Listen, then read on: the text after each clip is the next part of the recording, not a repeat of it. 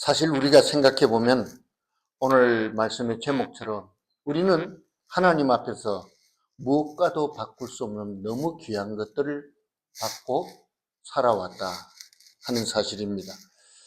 정말 주님의 그 은혜와, 여러분 한번 생각해 보십시오. 한국의 최고 가는 재벌이 가장 좋은 식당에서 시중을 받으면서 대한민국 최고의 음식을 먹는 것하고 우리가 사랑하는 가족이 주님 모시고 단촐한 식탁이지만 거기서 하나님 앞에 감사 기도를 올리면서 식사하는 것과 비교를 할 때 여러분들은 어느 식탁을 선택하겠습니까? 정말 주님을 사랑하는 마음, 은혜가 충만한 그런 마음이 있다면 우리는 당연히 기쁜 마음으로 주님을 모신 식탁이 더 아름답고 귀하고 보배롭다는 것을 깨닫게 됩니다. 일본을 대표하는 신학자 우찌무라 간조는 제가 신학교 1학년 때 그분의 저서를 구입하고 그래서 우찌무라 간조에 대해서 알아가게 되었습니다. 그는 자신에게는 두 개의 죄의가 있다고 말했습니다. 첫째는 자기가 태어난 조국인 자판이라는 나라이고, 또 하나는 지저스, 예수 그리스도 나의 주에 대한 제의라는 단어가 스펠이 있다고 했습니다. 우리 예수 믿는 사람들은 누구나 조국이 우찌무라 간조가 말한 대로 두 가지가 있습니다. 우리가 태어나고 살고 그래서 그곳에서 나라와 민족을 위해서 또 우리가 선한 일들을 하다가 일생을 마치는 조국이 있고, 또 하나는 예수 그리스도의 십자가의 보혈을 통해서 구원받은 자가 마침내 이 세상의 일을 다 마치고 들어가는 하나님의 나라가 있습니다. 그래서 우리는 나라와 민족을 위해서도 일합니다. 일본 사람은 일본을 위해서, 한국 사람은 한국을 위해서 일하고 애국자의 삶을 살기를 원합니다. 또 우리는 무엇을 위해서 살아야 할까요? 하나님의 나라와 그 의를 위해서 살아야 합니다. 문제는 우리가 늘 흔히 하는 말이 있잖아요. 하나님의 나라를 위해서, 그의 의를 위해서 하나님의 일이다. 이거는 하나님의 일이라고 말하는데 과연 하나님의 일이 무엇입니까? 우리의 삶을 통해서 무엇을 가리켜서 이것이 하나님의 일이라고 말할 수가 있겠습니까? 오늘 본문을 통해서 저와 여러분은 하나님의 일은 무엇이고 무엇이 하나님의 나라와 그 의를 위한 삶인지 알아보면서 우리는 하나님 기뻐하시는 믿음의 길을 가기를 원합니다. 오늘 본문 앞에 21절에 보면 이때로부터라는 말이 나옵니다. 이때로부터라고 하는 이 말은 십자가를 향해서 인류의 구원을 위해서 걸어가신 예수님의 생애의 분기점을 말하고 있습니다. 다시 말해서 예수님이 이 땅에 오신 목적을 성취하기 위해서 마지막 걸어 나아가시는 여정을 21절에서는 이때로부터라고 표현하고 있습니다. 예수님의 고난과 죽음이 임박했다는 것을 보여주는 것입니다.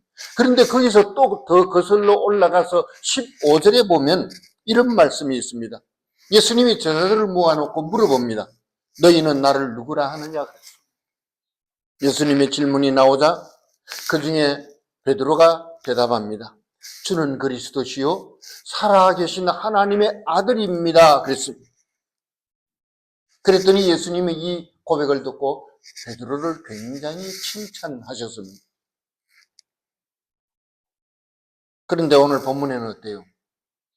같은 장소에서 같은 시기에 예수님은 아주 그 베드로에게 충격적인 말씀을 하셨습니다.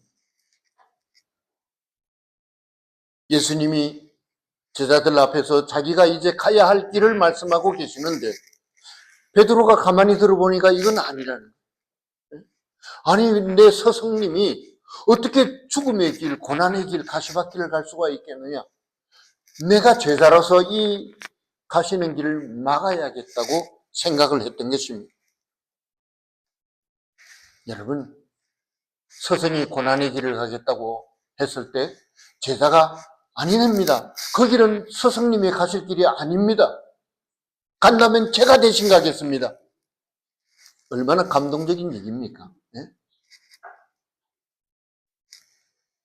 그런데 예수님은 23절에 보니까 그런 베드로를 향해서 뭐라고 말합니까? 사탄아, 내 뒤로 물러가라. 너는 나를 넘어지게 하는 자라. 그렇게 말씀했습니다. 아무리 생각해도 제자가 스승님의 가시는 고난의 길을 막겠다고 했는데 예수님은 도리어 그를 호통치면서 그를 향해서 사탄이라고 아주 그냥 대놓고 힐난했습니다.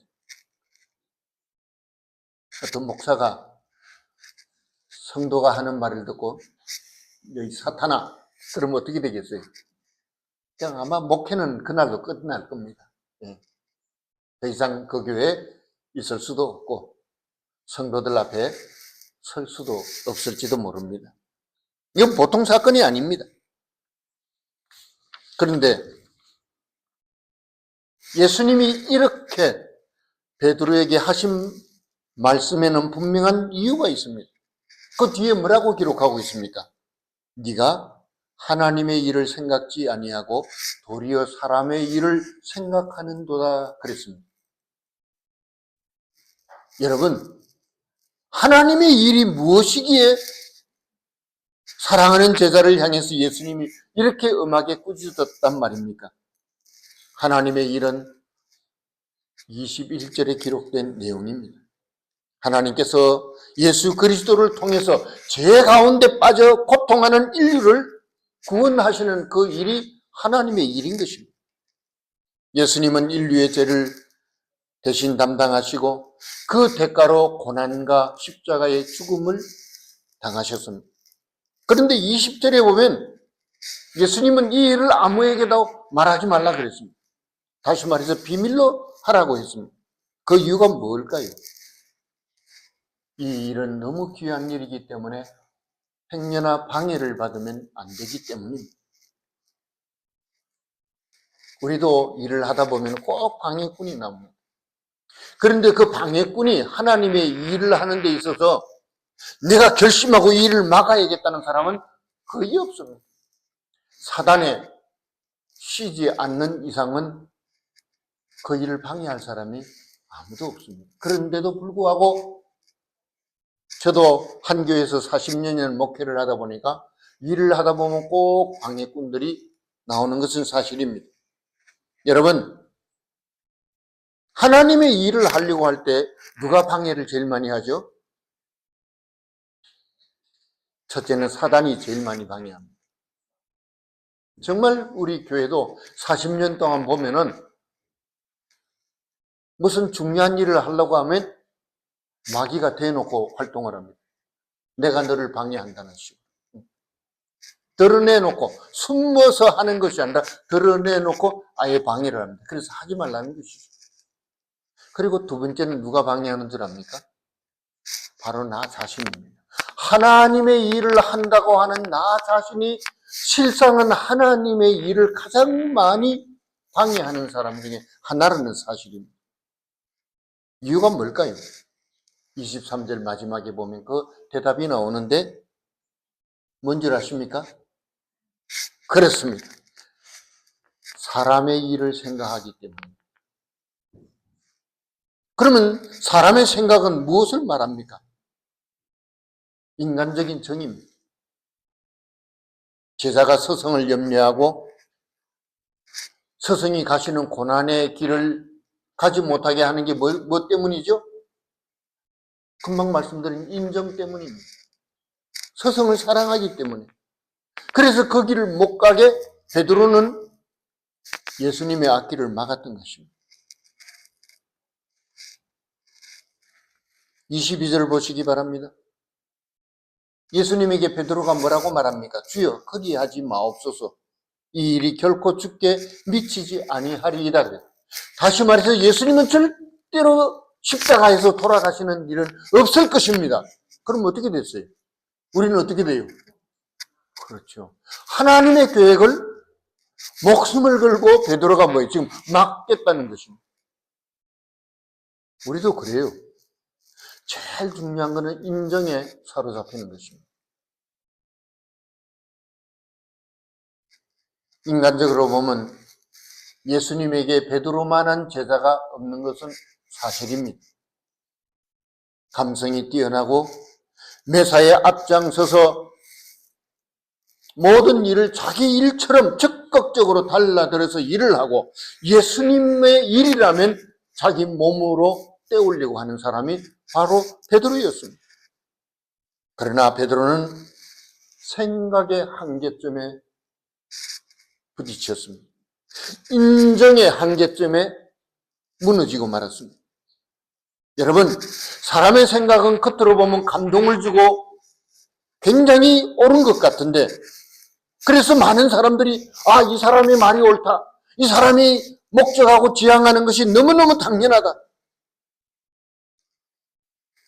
대부분의 사람이 그렇게 말을 해도 하나님의 일은 그렇지 않습니다. 베드로는 3년이나 예수님을 따라다니면서 사람의 생각을, 인정을 버리지 못했던 것입니다. 그래서 예수님에게 사단이라는 말까지 들어야 했습니다. 우리가 인간적으로 좋은 사람들 얼마나 많이 만납니까? 의리 있는 사람도 많죠. 서성을 잘 섬기는 사람도 많습니다. 이번에 선배 목사님 한 분을 이제 80이 넘으셨는데 만났는데, 한국에서 고요한 목사가 2년 가까이 사역을 할 때 꼭 만나고 싶은데 막 이런저런 이유 때문에 못 만났어요. 그래서 제가 이번에 가서 만나 뵙고 선물도 전달하고 그랬는데, 너무너무 고요한 목사가 아버지 뒤를 이어서 목회를 한다는 게 감격스러워서 눈물을 흘리세요. 그리고 또 자기도 이제 인생이 이제 나이가 많아가지고 이제 정리를 하는 거예요. 그래서 자기가 애지중지했던 그런 물건들을 후배들에게 한 개씩 나눠주고, 저도 그 중에 하나를 귀한 물건을 받아왔습니다. 우리가 정말 이런 사람들을 보면 얼마나 마음이 듣기만 해도 기쁘고 감격스럽습니다.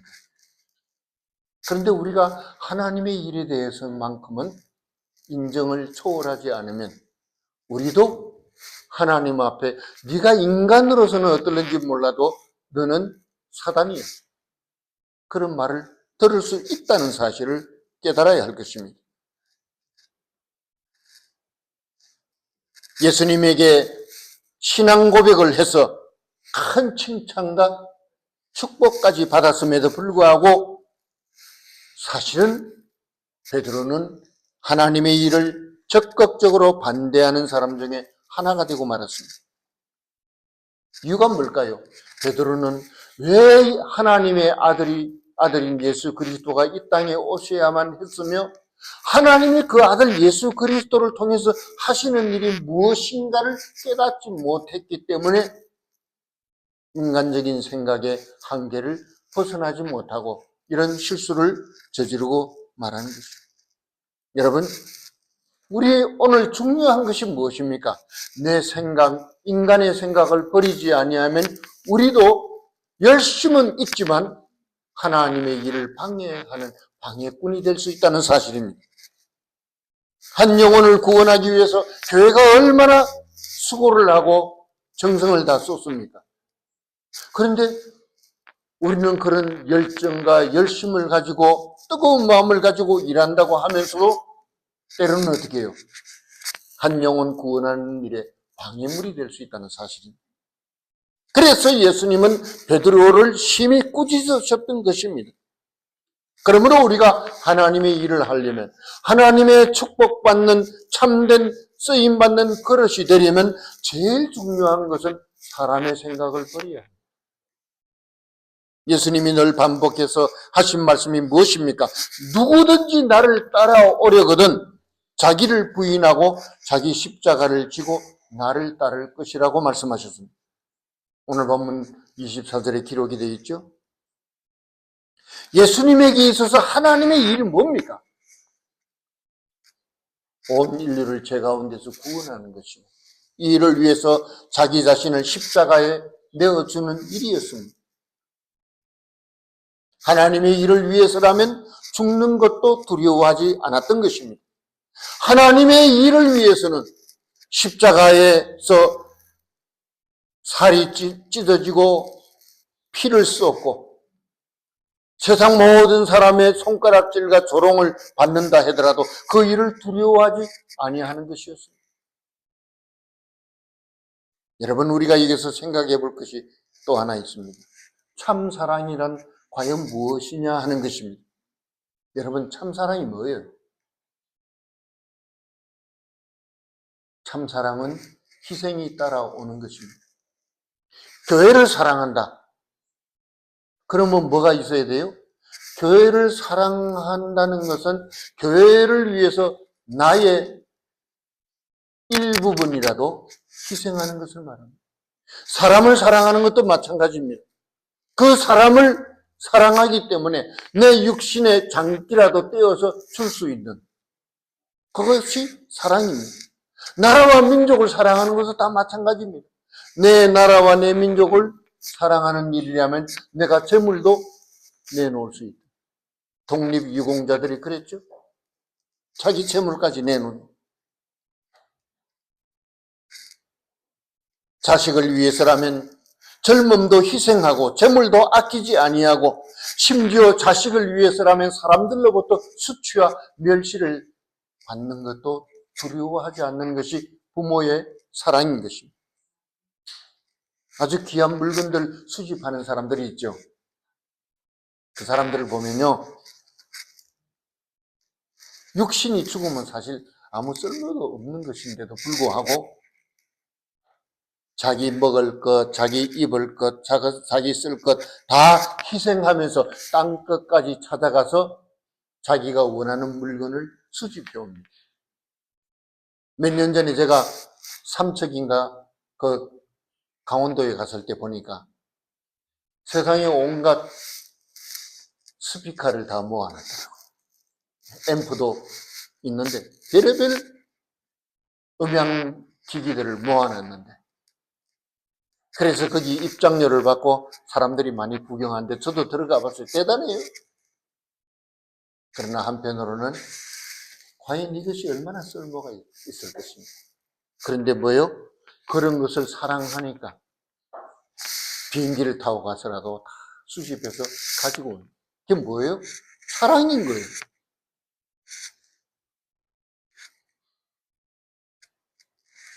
하물며 하나님의 사랑, 인류를 향한 하나님 아버지의 사랑에 어찌 희생이 없을 수 있겠습니까? 하나님은 죄 가운데 빠진 우리를 구원하시려고 우리의 죄값을 치르기 위해서 자기 아들을 이 땅에 보내신 것입니다. 다시 말해서 아들을 십자가에 내어 버리신 것입니다. 바로 이것이 하나님의 사랑이고 바로 이 일을 위해서 예수님은 이 땅에 오셨는데 베드로는 인간의 생각을 버리지 못했기 때문에 예수님에게 절대로 그런 일이 당신에게 일어나게 하지 않겠습니다라고 장담하고 말았던 것입니다. 자, 그렇다면 오늘 우리에게 있어서 하나님의 일은 무엇입니까? 여러분들은 지금까지 내가 하나님의 일을 위해서 헌신한다고 하는데 여러분들은 어떻습니까? 여러분들의 각자에게 있어서 과연 하나님의 일이 무엇이냐 하는 것입니다. 오늘 본문 24절, 25절을 보시기 바랍니다. 거기 뭐라고 기록되어 있습니까? 누구든지 나를 따라오려거든 자기를 부인하고 자기 십자가를 지고 나를 따를 것이니라 그랬습니다. 첫째로 우리는 하나님의 일을 하기 위해서 첫째로 무엇이 필요하느냐? 자기를 부인하는 삶이 필요합니다. 내가 나인 것이 아니라 내 자신을 부인하는 것이. 그래서 내 자신을 십자가 앞에 내려놓는 삶에서 우리는 하나님의 일이 우리의 삶을 통해서 성취되는 줄 믿기를 바랍니다. 자기를 부인한다는 말을 구체적으로 어떻게 표현하면 좋겠습니까? 인간의 생각을 버리는 것입니다. 나는 남편 아니고는 못 살아. 나는 내 자식 아니고는 못 살아. 나는 내 사업을 그냥 내버려 둘 수 없어. 우리에게 가장 애착이 가고 가장 소중하다고 생각하는 것들까지도 어떻게 됩니까? 하나님의 일을 위해서는 어떻게 내려놓는 것입니다.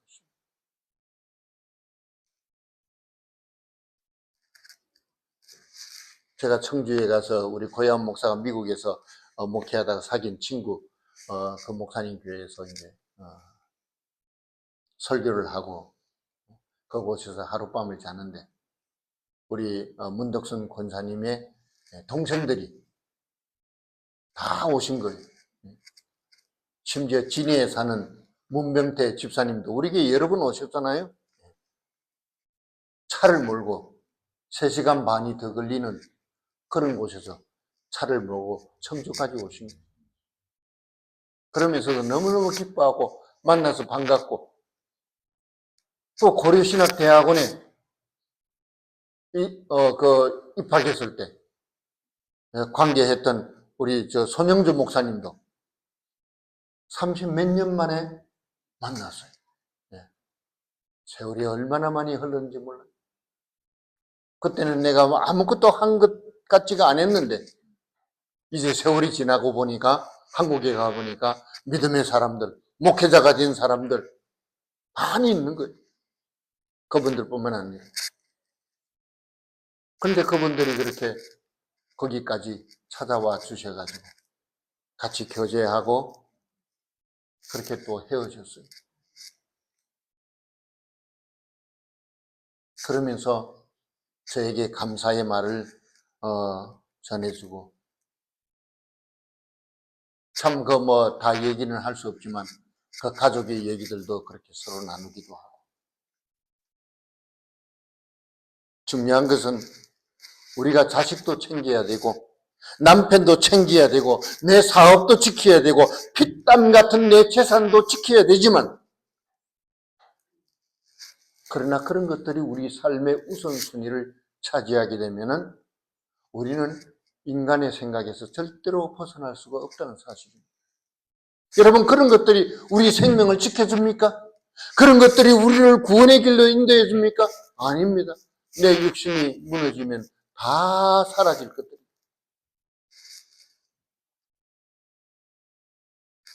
분명히 성경은 뭘 말하고 있죠? 너희가 행한 대로 내가 갚아준다고 했어요. 구약 성경에서 하나님 뭐라고 말씀하십니까? 내 귀에 들린 대로 내가 행하리라 그랬습니다. 여러분, 그래서 우리가 사람의 생각을 고집하면 영생이 아니라 영벌에 들어갈 수도 있다는 사실입니다. 베드로가 예수님께 책망받은 것도 바로 이 사람의 생각을 버리지 못했기 때문입니다. 그래서 오늘도 많은 사람이 하나님의 일보다는 내 일을 우선함으로 베드로처럼 넘어지는 사람들이 얼마나 많은지 알십니까? 대한민국의 정부나 대한민국의 교회들 많은 사람들이 지금 정의를 외치면서 하는 일은 하나님의 일을 무너지게 만드는 것이죠. 많은 교회들도 보니까 하나님의 일을 성취하는 교회가 아니라 하나님의 일을 무너지게 하는 사람들이 교회들이 너무 많다는 사실입니다. 그러므로 말씀과 성령으로 내 생각을 버리고 하나님 중심의 믿음을 회복해야 될 것입니다. 두 번째는 십자가를 지는 것이 하나님의 일입니다. 여러분, 십자가를 진다는 것은 고난을 의미하죠. 그러나 고난으로만 끝나는 의미가 아닙니다. 예수님의 제자로서의 삶을 말하는 것입니다. 십자가는 힘들고 고통스럽고 때로는 눈물이 나는 일입니다. 이유가 무엇입니까? 십자가는 버림당하는 곳이기 때문에. 내가 십자가를 진다는 것은 무슨 의미입니까? 모든 것으로부터 버림당하는 것입니다. 하나님의 아들 예수 그리스도도 십자가를 질 때 누구에게 버림당하셨죠? 자기 아버지 여호와 하나님으로부터 버림당했습니다. 그렇기 때문에 우리가 하나님의 일을 위해서 십자가를 진다는 것은 정말 쉬운 일이 아니에요. 너무너무 어려운 일이에요.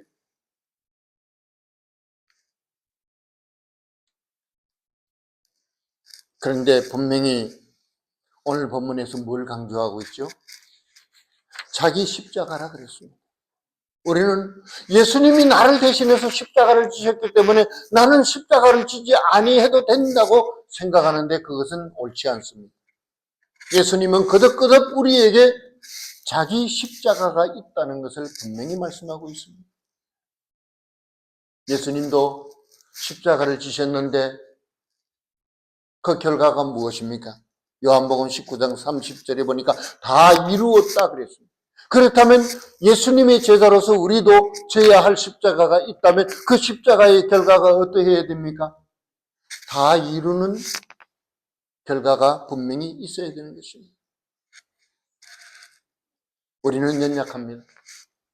그러나 우리가 십자가를 붙들면 그 십자가에서 우리를 위해서 피와 물을 다 쏟으신 예수 그리스도께서 우리를 붙들어 주시는 줄 믿습니다. 그래서 십자가를 붙들면 마귀는 물러가고 즉시로 모든 질병과 저주로부터 구원받는 줄 믿습니다. 주님이 말씀하신 내 십자가는 교회 안에서의 십자가일 수도 있습니다. 내 십자가는 병든 가족일 수도 있습니다. 내 십자가는 혼란에 빠진 나라와 민족을 바로 세우는 것일 수도 있습니다.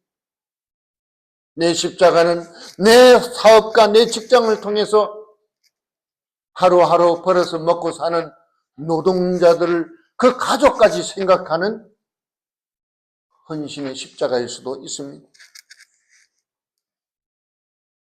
그러나 우리가 인간의 생각을 버리고 내게 속한 사람들, 하나님이 내게 붙여준 사람들, 이런 사람들을 위해서 내가 희생을 각오하고 십자가를 붙든다면 하나님은 그것이 가정이든지 사업이든지 우리의 애국심이든지 하나님은 그것을 통해서 우리의 원하는 것을 성취해 주시는 줄 믿습니다. 세 번째는 내 목숨이 아니라 남의 목숨을 구하는 일에 우리 자신을 희생할 때 하나님의 일은 그때부터 내 안에서 열매를 맺기 시작한다는 사실입니다. 오늘 본문에서 예수님이 약속하신 것이 뭐죠? 너의 목숨을 네가 지키려고 몸부림을 친다면 도리어 모든 것을 잃어버릴 수 있지만 죄인을 구원하는 일을 위해서 너의 목숨을 걸면 하나님은 너의 생명을, 너의 미래를 영원히 보장해 줄 것이라는 의미인 것입니다. 우리가 참 성경을 읽으면 은혜 받고 우리가 어떻게 살아야 할 것인가를 답을 얻었음에도 불구하고 알면서도 우리가 행하지 못하는 것들이 사실 너무 많아요. 그래서 때로는 믿음에 약해지기도 하고 감당하지 못해서 쓰러지기도 하지만 중요한 것은 내 생각을 버리는 것입니다. 그래서 예수님이 26절에 하신 말씀이 무엇입니까? 사람이 만일 온 천하를 얻고도 제 목숨을 잃으면 무엇이 유익하리요? 사람이 무엇을 주고 제 목숨과 바꾸겠느냐 그랬습니다. 이 뭘 의미합니까? 사람이 온 천하를 내가 다 얻었다 해도 내 목숨을, 그것 가지고 내 목숨을 구원할 수 없다는 것입니다. 그것 가지고 내 인생의 근본적인 문제는 해결할 수 없다는 의미입니다. 우리는 그런데도 불구하고 내 목숨을 걸고 재물을 모았습니다. 명예를 얻기 위해서, 권세를 얻기 위해서 온갖 희생을 치르면서 우리는 남들과 싸워왔습니다. 그런데 그런 것을 얻었음에도 불구하고, 내가 원하는 것을 얻었음에도 불구하고 내 생명이 위태로워졌을 때 그것들은 하나도 내 목숨을 지켜주지 못하고 심지어 내 영혼의 평안함도 주지 못했다는 사실입니다. 그러니까 다시 말해서 내 생명을 그 무엇과도 바꿀 수 없다는 것입니다. 그런데 우리는 어떻습니까? 내가 십자가를 지지 아니했는데도 불구하고 하나님은 아들 예수 그리스도를 통해서 십자가를 통해서 우리를 구원하심으로 말미암아 우리는 이 세상의 그 어떤 것과도 바꿀 수 없는 가장 귀한 하나님의 자녀라는 명분을 얻었고 구원을 지금부터 영원히 누리는 줄 믿습니다.